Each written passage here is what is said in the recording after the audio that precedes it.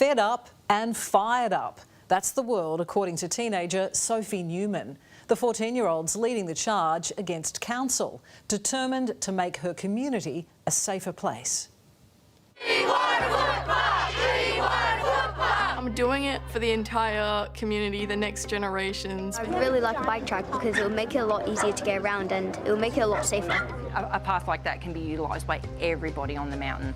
School kids, locals, little bubs in prams. Bike riding and walking should be a peaceful experience. As far as Sophie Newman's concerned, bike riding in her hometown should be considered an extreme sport. On these main roads, it's not peaceful at all, it's just extremely stressful. Sophie lives on Mount Tamborine, a picturesque paradise in the Gold Coast hinterland, perfect for outdoor adventures. But thanks to a lack of council infrastructure, there's more risk than reward. I suddenly feel frightened, stressed, anxious. With cars zipping past and no footpaths or cycling tracks, residents say pounding the pavement has their hearts pounding harder. A lot of people that I know have literally been hit by cars and trucks because they actually attempted to go on the main roads. Sick of being stuck in her street cycling in circles, Sophie came up with a solution.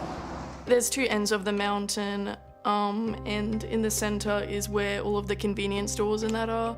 And what we really need is to link the two ends of the mountain. So, with the support of her dad Daniel, the pair set wheels in motion. I think it is a universally sort of beneficial initiative for the community, and it has also the scope to sort of incorporate benefits for tourists as well.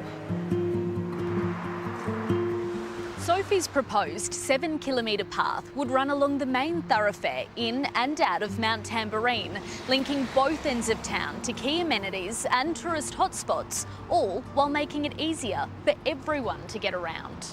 And there's a number of schools that our proposed pathway would pass through. What started as a petition to simply gauge community interest has led to a movement. With over 1,000 signatures, residents are throwing their support behind Sophie. There definitely does need to be something done about the crossings and safer walkways for all the children. No one knows the danger of Mount Tamborine's roads like Rebecca Abel. Her son was hit by a truck walking home from school. He went to step out thinking there was no traffic and, a vehicle had just come over and he did unfortunately get hit. He's recovered now, but Rebecca is standing with other residents pleading with Scenic Rim Council to listen.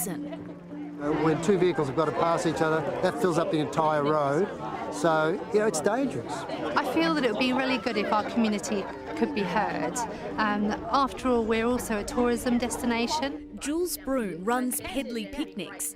We have over 100,000 visitors that come up to the mountain annually. They want to be out and about. Trouble is, thanks to council's inaction, Jules says they can't get far. Anyone that hires my bike can easily get around this top central part of the mountain and visit the main establishments up here, but they're limited with where they can go beyond that.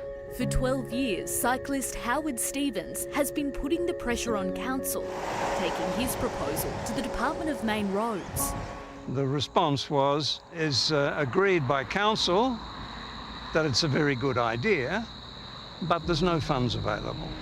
Now, at 80 years young, Howard's passing the baton to Sophie.